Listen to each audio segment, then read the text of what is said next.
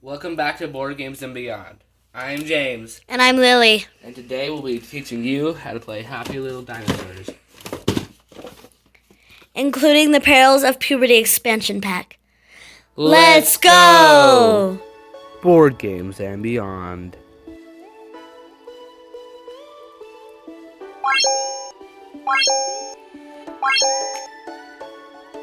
So in the original game box, there's the rulebook, 4 dinosaur boards, 4 dinosaur meeples, number and instant cards, and disaster cards. We are not going to be using the 5 to 6 player expansion. Because we're playing 2 players. Yeah. But we will be using the Perils of Puberty expansion, which just has more disaster and number and instant cards. So in this example, we'll be having 2 players, but we recommend at least 3 players to play this game. But in a 1-2 player game, we remove all the 0, 1, and 2, so let's do that right now.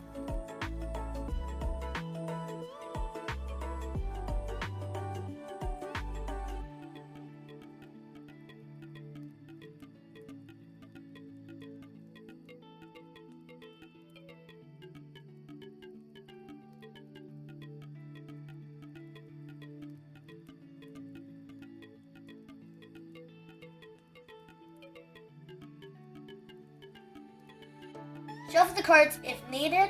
These are from the Perils of Puberty expansion pack. We'll be adding those to the original game box.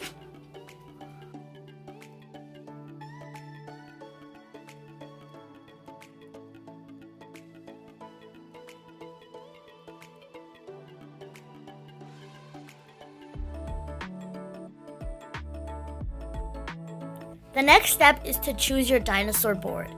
First off, we have Stego with his dinosaur maple, Nervous Rex with his dinosaur maple, Bad Luck Bronto with his dinosaur maple, and last but not least, Triceratops with his dinosaur maple. So the way we like to choose our dinosaur board, this is not in the original rules, but we will take them, split it in half as evenly as possible into each of our hands. Then the other player who is choosing will choose to eliminate either the right hand or the left hand. You'll then eliminate it and then split those 2 or more in half between your 2 hands. We'll now explain how to do it. Okay, James, right or left elimination? Left. Right or left elimination? Let's do left again. Okay, you get Bad Luck Bronto. Lily, right or left elimination? Let's do left. Right or left elimination? Left again. You get Triceratops. I get Triceratops and James gets Bad Luck Bronto. So the object of the game was to avoid extinction, and you can either do that by being the first dinosaur to reach 50 on your dinosaur board, or to be the last dinosaur standing. As you can see, all the boards have that. Mine has it, and so does Nervous Rex and Stego, the boards which were not chosen. The next step is to deal 5 cards to each player. So James dealt out the cards, and in my hand I have a 4 with a special ability, a 6 without a special ability, a 6 with a special ability, an 8 without a special ability, and an instant card which adds to numbers. In James' hand, Well, I have a 3, a 7, an 8, an 8 with an effect, and an instant card, but this one subtracts. In this game, there are not turns, but there are rounds. At the start of each round, you'll flip the top of the disaster deck, read what it says. It says you are trying to conduct a science experiment in a thunderstorm. You get struck by lightning. okay, hopefully that ended bad, but probably not. After the disaster card is flipped over, from the purple disaster deck, each player will have a chance to play a number card from his or her hand. Well, you must. So, I have a 4 with an ability. I have a 6 with an ability, a 6 without an ability, and an 8 without an ability. I also have an instant card, but we won't play those until after all the number cards have been played. So I'll just put that down. I probably want to save my 2 number cards with abilities for in a time when I really need it. For instance, if I were to die, if I were to get this, which if I get this one, I will not die. So I'll save those and just play my 8. James, it is now your turn to play a number card.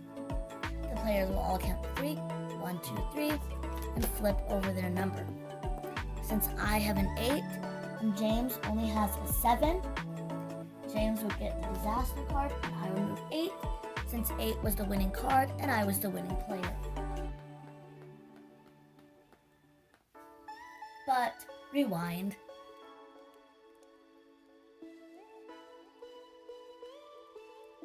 Because on every single dinosaur board, you have advantages and disadvantages. I have an advantage for blues. My number cards all get +1s if the disaster card is a blue, but this is a green. I also have a green, but it is a disadvantage. It gives me -1. Therefore, my 8 will be -1, which is 7. So I would actually become a 7. And on mine, I have a +1 to greens and a -1 to reds. But this is a green, so he would get +1 and I would get -1. So we would basically just switch cards. So he becomes an 8 and I become a 7. So I would get the disaster card, but there are also instant cards. I have a score booster and James has a score sapper. So James, would you like to play any instant cards? Not right now. Not right now? Well, that makes sense because you're winning. But I will play a score booster. It says, play this card during scoring. Add 2 points to any player's score this round. So mine would become a 9. Then I can play the square sapper that says play this card during scoring. Subtract 2 to any player's score in this round.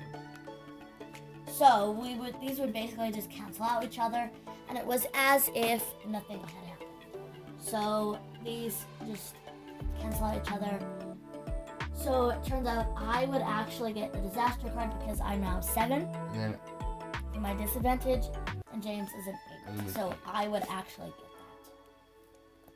that. And then all the number cards and instant cards played would go in the discard pile. And then you replenish your hand. Yes.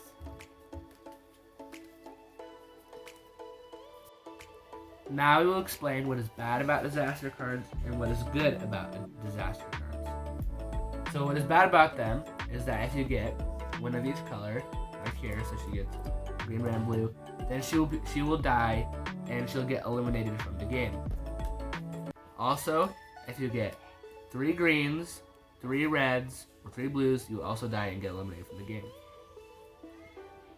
There are also these meter disaster cards. These will count as what is worse for you.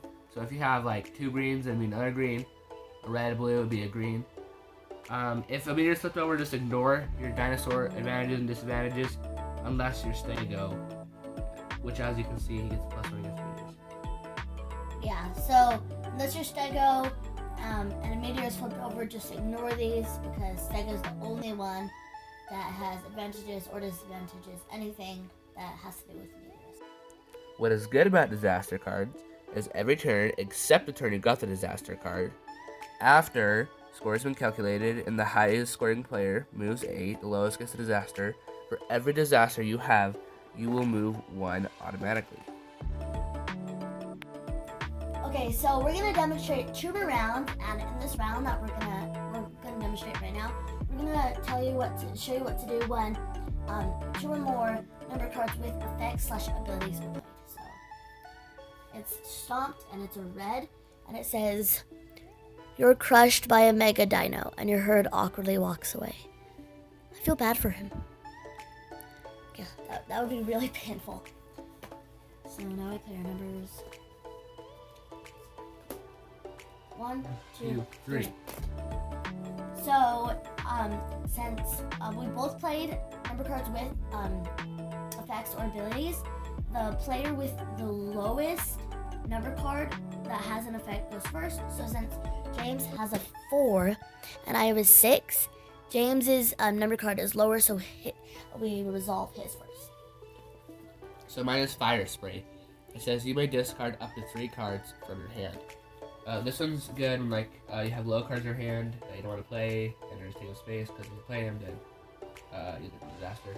So I'll just discard these 2 Grade Makers, these 3s, and then no effect.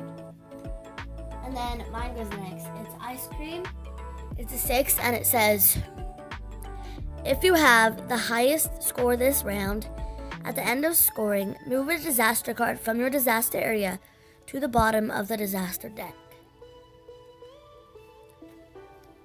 So now it says, at the end of scoring. So before we actually do the effect, we need to calculate in the advantages and disadvantages, and if any instant cards want to be played, then we need to play them. So James, you want to play any instant cards? I don't have any. Yeah, I don't want to play any either. And then, so I get a +1 to blues and a -1 to greens, but this is neither. This is a red, so mine just stays to 6. I get +1 to greens and -1 to reds, so I'm at 3. So that doesn't help him at doesn't all. help me at all. So I do have the highest score this round, so I get to move the disaster shocking from my disaster area to the bottom of the disaster deck, which is really good for me because now I have 0. And I can move 6 because I was the winning player with the winning number, and that winning number was 6.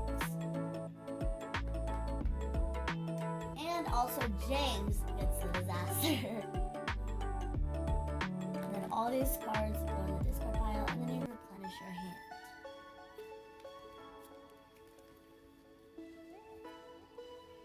Okay, so we'll do another example round, but in this example round, we'll be teaching you what to do if there is a tie.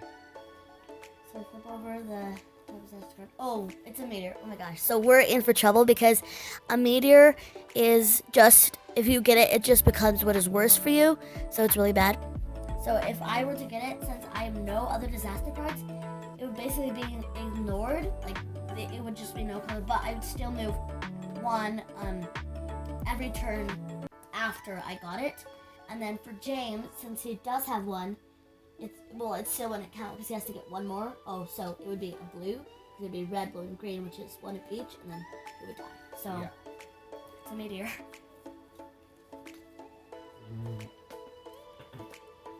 Okay. 3, 2, 1. Okay, so we tied, and when this happens, you'll do what's called sudden death.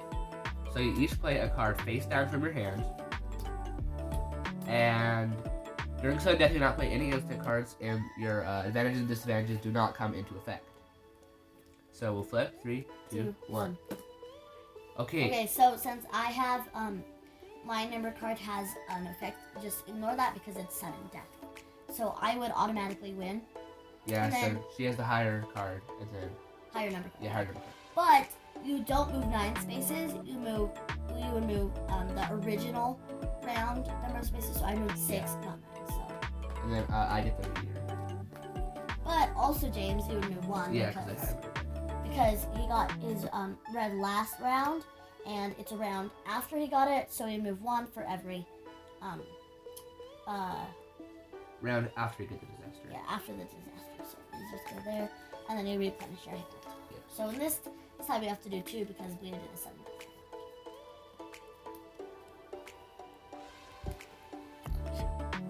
If you have ties with 3 players, just or more. Yeah, 3 or more players, and just read the rules if you're playing 3 or more players. So these 2 cards are a little bit confusing, and so we'll just teach what to do. So this says during scoring this round, switch to score the highest scoring player with the lowest scoring player after a score has been calculated. So that means after all instant cards have been played and no one wants to play anymore, then and after these are calculated, then you do it. Yeah.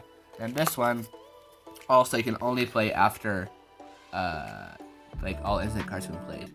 and the advantages and disadvantages have been calculated. And now you already know how to play Happy Little Dinosaurs. Thanks for watching. Please like and subscribe. Bye. Bye.